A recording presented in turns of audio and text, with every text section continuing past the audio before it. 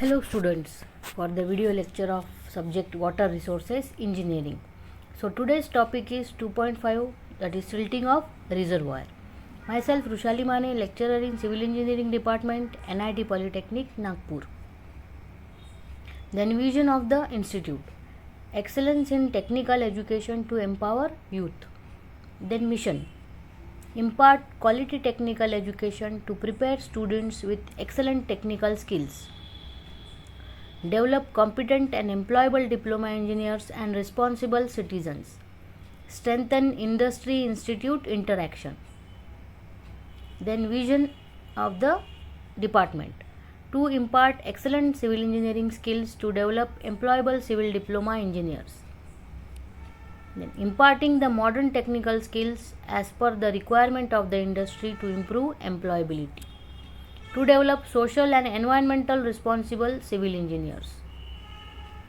Effective implementation of teaching learning process to benefit students. Then course outcome. Course outcome for this particular unit is: estimate crop water requirement of a command area and capacity of canals. Then unit outcome of this topic: suggest relevant measures of silt control in a given situation with justification. Then program outcomes mapped here are: basic discipline and knowledge, problem analysis, engineering practices for society, sustainability and environment, project management and lifelong learning. So what is silting? So run of from the catchment brings silt with it.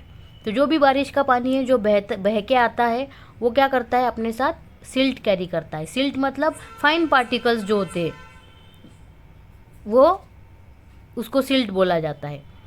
तो जो lighter particles होते हैं जो suspension में होते हैं वो settle नहीं होंगे, लेकिन हेवियर पार्टिकल्स जो है वो सेटल हो जाएंगे. और वो सेटल्ड पार्टिकल्स जो होते हैं under the force of gravity, that is called as sedimentation. So sedimentation is the process of letting suspended materials settled by gravity. So suspended materials may be particles such as clay or silts originally present in the source of water. So they are originally present in the source of water, means or can be carried away with the rain water. जो rain water जहाँ से भी run of जिसको बोलेंगे, जहाँ से बहते आ रहा है वो अपने साथ सिल्ट, क्ले सब कैरी करता आ जाएगा.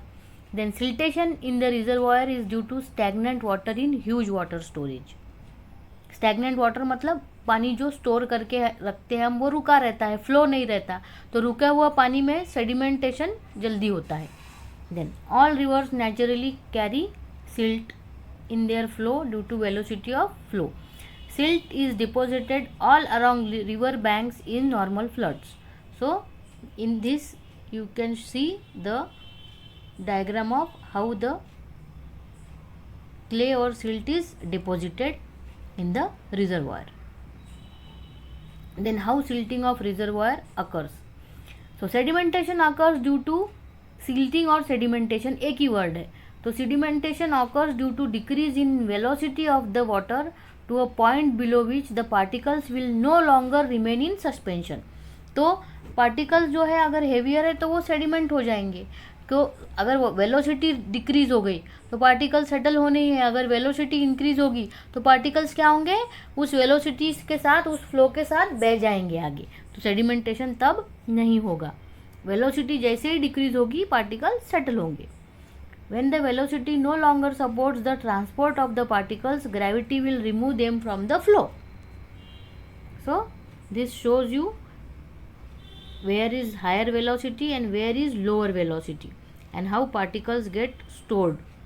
So here higher velocity is due to slope and lower velocity due to flat slope. Then factors affecting silting of reservoir, that is slope of stream. तो स्लोप जो है, स्लोप एरिया में क्या है, जो पार्टिकल्स आएंगे वो स्टीप स्लोप पे नहीं सेडिमेंट होंगे, क्योंकि स्टीप स्लोप पे वेलोसिटी ज़्यादा रहती है. तो पार्टिकल्स वहाँ सेटल नहीं होंगे, पार्टिकल्स सेटल होंगे फ्लैट स्लोप में. So the deposition of the sediment takes place in the bottom portion of the reservoir which are constructed on a stream having steep slope and longer reach, whereas deposition of the sediment takes place in higher elevation of the reservoir, which are constructed on the stream with flat slope. Then next is reservoir length. The distribution of the sediment in the reservoir is affected greatly by its length. It is observed that the large size sediment is deposited in the lower portion of the reservoir for a shorter length, and the smaller size sediment is deposited at the higher elevation of the reservoir for longer length. Then size of sediment. The size and type of particles have a significant effect on the sedimentation. Because of their density, sand and silt can be removed very easily. तो बड़ा size रहेगा तो easily remove कर सकते, small size particles रहेंगे तो वो suspension में रहेंगे तो उनको रिमूव करना थोड़ा मुश्किल है. The velocity of water flow in stream is slowed down as soon as they enter into the reservoir, and most of the gravel and grit settle down by simple gravitational forces. तो सारे particles जो है velocity जैसे reduce होंगी वो deposit होना under the action of gravity deposit हो जाएंगे. Then capacity inflow. The most important factors which play a great role in the distribution pattern of the sediment in the reservoir.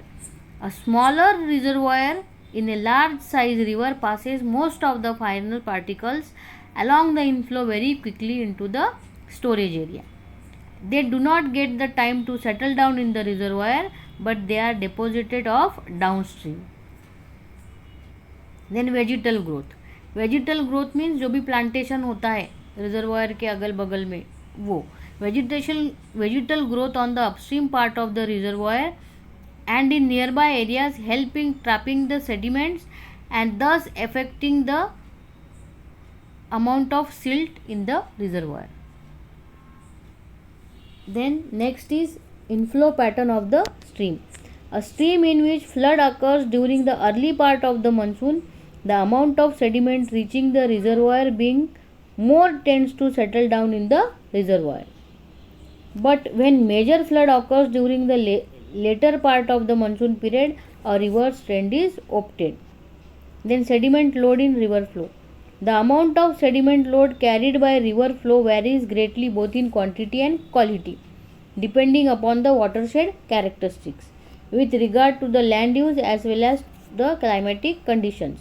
In addition, trapping of sediment is a function of retention period which is reduced with the age of reservoir.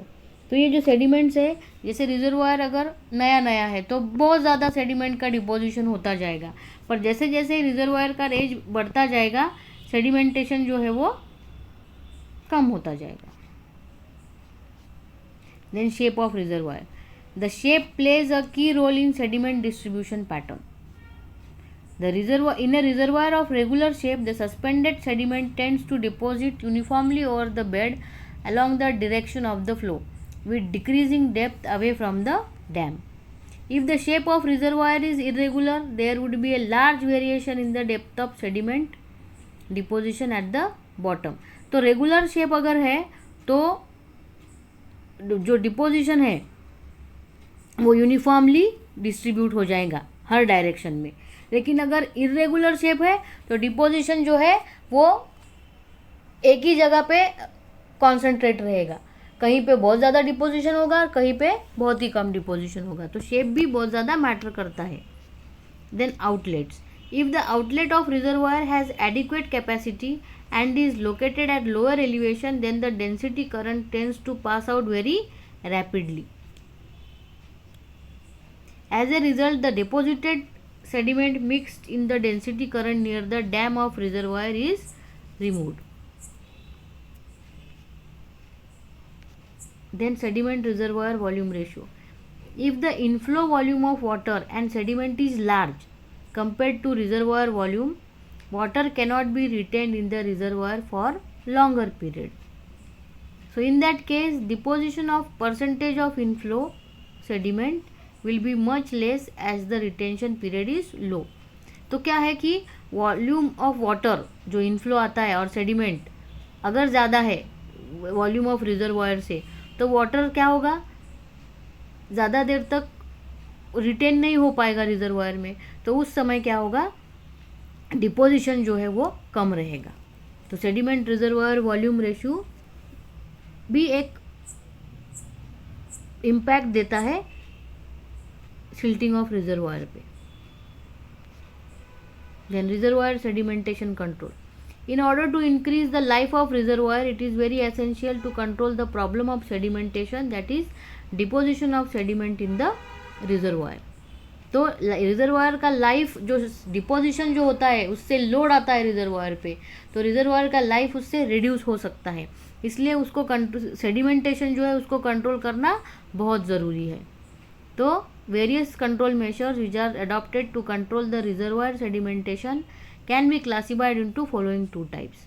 First is pre-constructive measure and second is post-constructive measure. So pre-constructive measure. तो pre-constructive measure क्या होता है? It is adopted before and during the execution work of the reservoir construction. तो ये measure जो है वो before और during execution work of reservoir construction होता है. Then measures can be enumerated. Selection of dam site. So the amount of sediment reaching the reservoir from a catchment area depends upon the soil erosion caused by water. If the catchment area is less susceptible to erosion, then less silt are charged into the stream flow. As a result, reservoir silting will be less.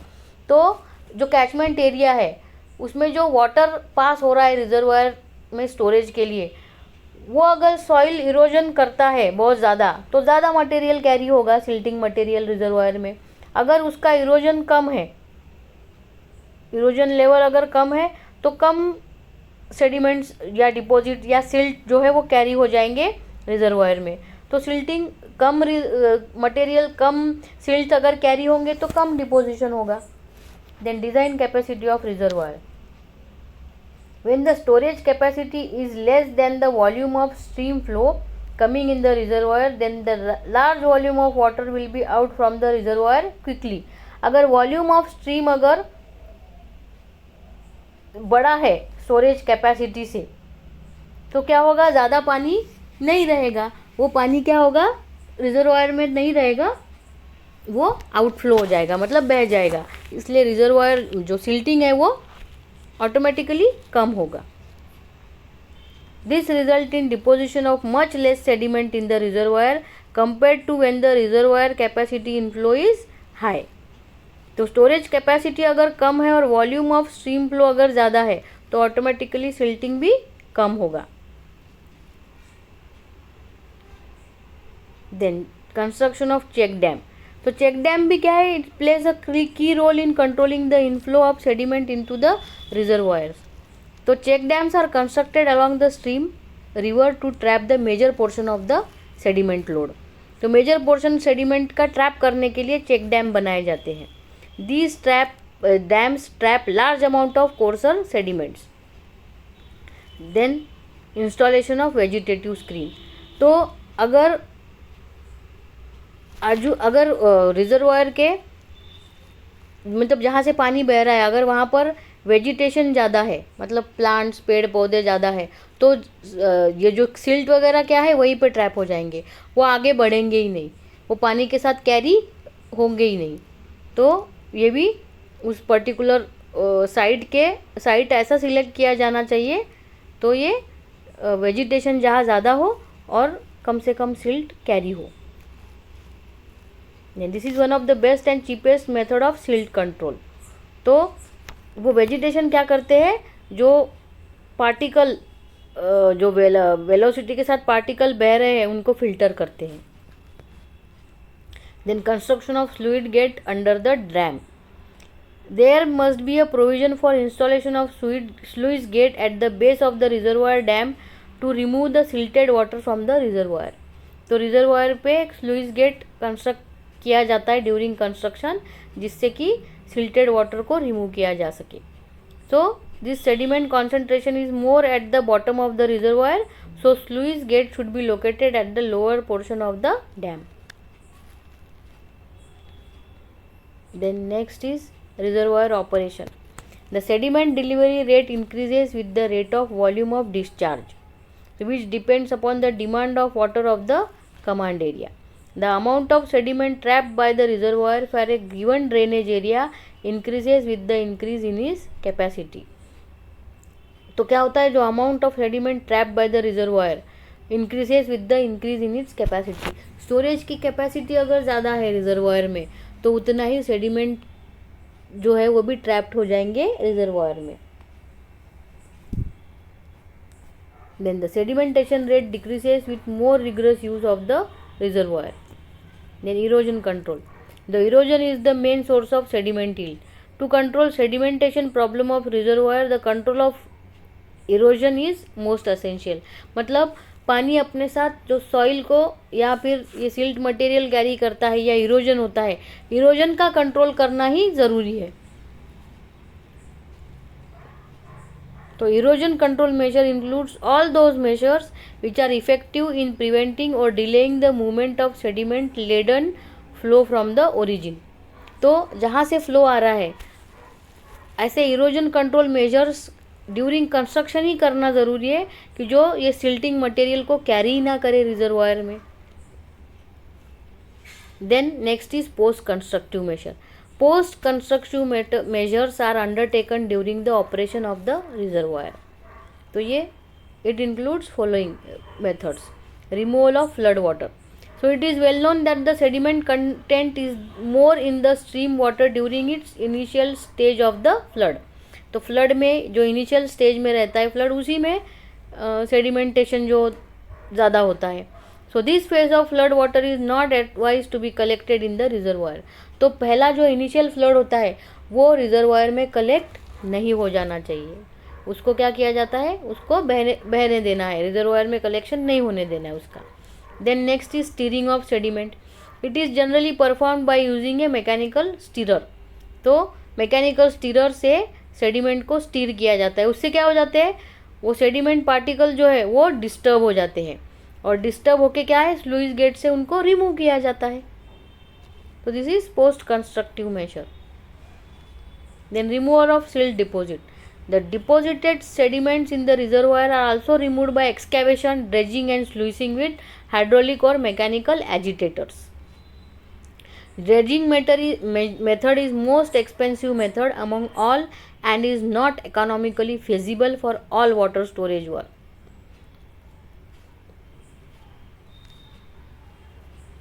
Then summary. So today what we have seen, what is silting, factors affecting silting and control measures to avoid silting, to protect the life of dam, to protect the dam. So silting should be minimum or should be avoided. So in this topic we have studied how to control measures to avoid silting. Then assignment. Give factors affecting sedimentation in storage reservoir. So please you can write this assignment. So this is all about today's lecture. Thank you.